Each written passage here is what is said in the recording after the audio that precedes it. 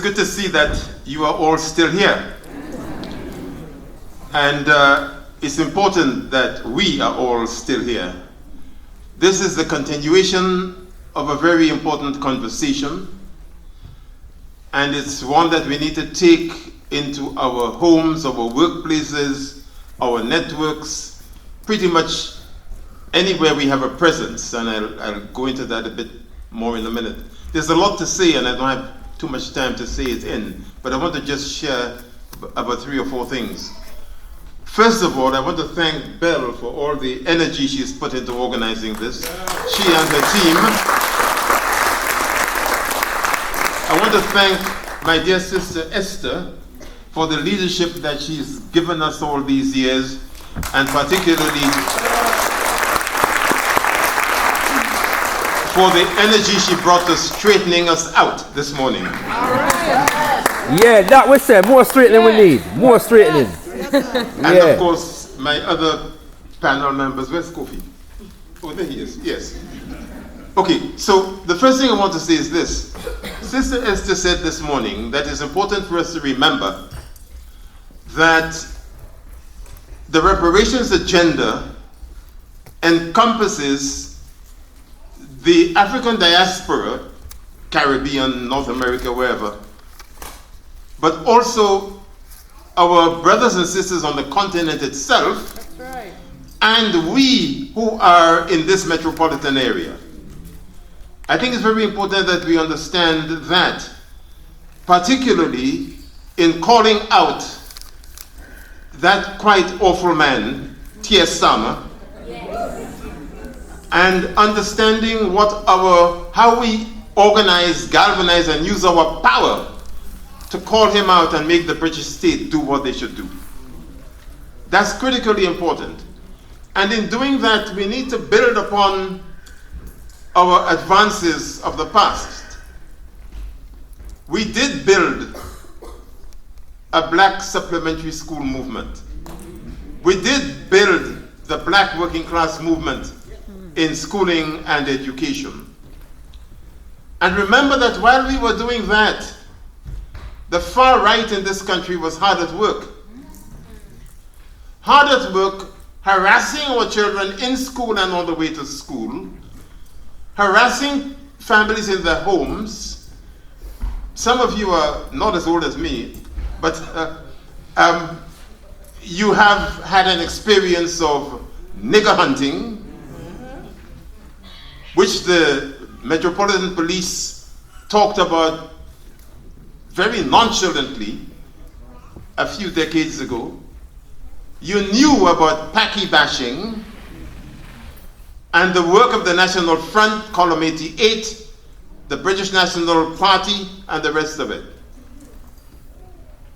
Now, what is interesting about all of that is that we who had come from the Caribbean and from South Asia, and were actually working in this place to build communities, including communities of resistance, because of the attacks on our fundamental human rights, we're doing so while we are also engaging with the workplace.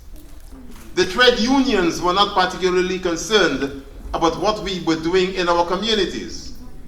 They were rightly concerned about conditions of work and wages and health and safety and so on. But in addition to all of that, and the racism that we were experiencing from among trade union white members themselves, we had to deal with the police brutality and harassment on the streets.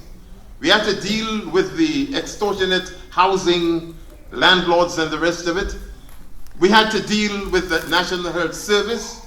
We had to deal with so many other areas of our lives, relentlessly. But we managed to do that because we had some sense of purpose, and particularly a determination not to let this racist system defeat us. It is that same determination and those same modes of organization that we need to bring to this reparations agenda. Right here in this place. Because you see, We can't have conversations amongst ourselves as mainly adults when our children in schools haven't a clue what we're talking about, when youths in our communities are disinterested in what we're talking about. And so the repair has got to be in relation to ourselves, but also in relation to how we prepare our children to live in this fractured society. And it's a major task. In 1939, the British government sent the Moyne Commission, Lord Moyne, to the Caribbean to investigate the 5 years of unrest, relentlessly, that took place in the islands of the Caribbean between 1934 and 1939. They completed the report at the end of 1939, but it was suppressed. It was so damning, it was suppressed until after the Second World War. For two reasons. The British believed that if it was published, less of us would want to come and join them in the war effort, and that it would be used by Adolf Hitler as propaganda against the British. Two short quotes about what that commission said. Members of the commission asserted that the resistance that disrupted the Caribbean was not a spontaneous uprising with a lofty cause, but rather a demand from the laboring class for better and less restrictive lives. And the report revealed that for the laboring population, more subsistence was increasingly problematic. Mere subsistence was increasingly problematic. The conditions were the result of institutional barriers that sought to maintain the colonial power structure. And that is what Professor Arthur Lewis, who would be the Nobel laureate from St. Lucia, wrote about in his pamphlet for the Fabian Society called Labor in the West Indies. And if you haven't read it yet, do get it and read it. And above all, put in an envelope to send to Keir Starmer. The man is ignorant, he's ill-informed, he is racist, and he doesn't give two monkeys pink backsides about what black people are experiencing in this society. Okay, I don't have very much more time. Let me just say this. We have to remember, my friends, that while we were building our communities of resistance and resisting racism, including from neo-fascists, the state was piling on oppression upon us. And when in the late 1980s it started the PREVENT program, we were alerting activists like myself. We were alerting the state to the domestic terrorism our communities were suffering from the far right, from white ferret-eyed racists. They did not want to know. But then some bombings took place in London, and all of us, and after the 9/11 stuff in New York, and all of a sudden, there was a huge PREVENT program instituted by the government. And that PREVENT program concentrated almost exclusively on terrorism by Muslim people. So young children who had nothing at all to do with politics, never mind terror, were being dragged into police stations, or their parents were being fingered by Channel and PREVENT, etc., because they were making very, very ordinary remarks about what was going on around them. So the point I'm trying to make is this.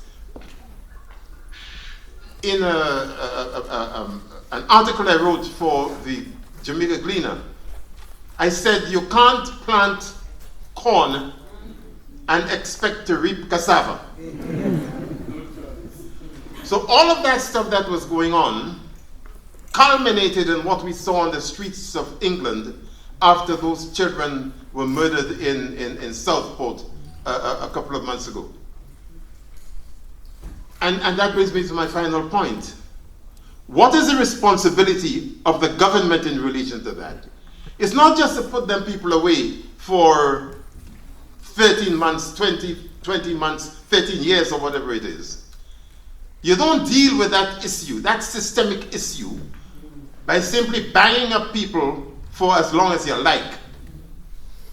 The fact of the matter is, as some of you would have heard me say before, that the government has never attended to the question of what you do about the schooling and education system when you were a colonial power, an imperial power, dealing with the barbarism that goes with empire, and treating people around the world who were not white European in the way that you did. Because you weren't doing something just to them, you were doing something about your own white population. You can't go around with that barbarity around the world and not be affected by it yourself. It helps to define who you are, white privilege, white supremacy, and the rest of it, even when you yourselves, as a result of being working class and white, are being treated in the most disgusting ways by the elites within the society. But that has never been on the agenda. The issue of how the schooling and education system can be structured in order to counteract and correct and fix and repair all that damage of colonialism and imperialism was not on the agenda. What happened instead was we were in focus. Multicultural education, learning about the cultures of the people from Jamaica and Grenada and Bangladesh and so on and so forth. But as Sivanandan so rightly said, learning about the cultures of other people doesn't equip you with dealing with the racism of your own. And it is important for us at this stage, now that the government is doing the Labour government is doing its curriculum review, to insist that that gets on the agenda of the curriculum. Keir Starmer has got one thing in his head and one thing only, is the Holocaust, and making sure that everybody who breathes could tell you everything about the Holocaust. All right? That one Holocaust. He's not concerned about the MAFA, the African Holocaust.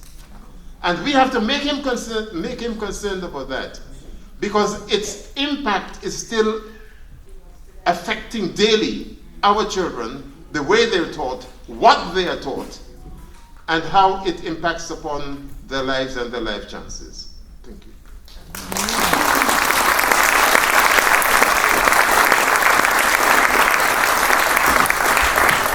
Thank you very much. Kush Communiversity is brought to you by our amazing sponsor, The Black Secret. Are you ready to dive deep into Black history, economics, wealth building, and self-empowerment? The Black Secret is offering exclusive courses by none other than the Black history man himself, Robin Walker. This is the most powerful Black studies course on offer for the entire Black world. And guess what? You can get started today by simply using our special link, which you can find in the video description. Be sure to apply our coupon code KIMBUNGA to get another 20% off your membership. And there's more! Want to get a taste of what the Black Secret has to offer? You can also claim the book 100 Black History Facts absolutely free. Link in the description. So what are you waiting for? Expand your mind, unlock a world of knowledge, claim your free book, and let the Black Secret guide you on a journey of discovery and empowerment. Click on the link below or subscribe to get more information. Class is in session.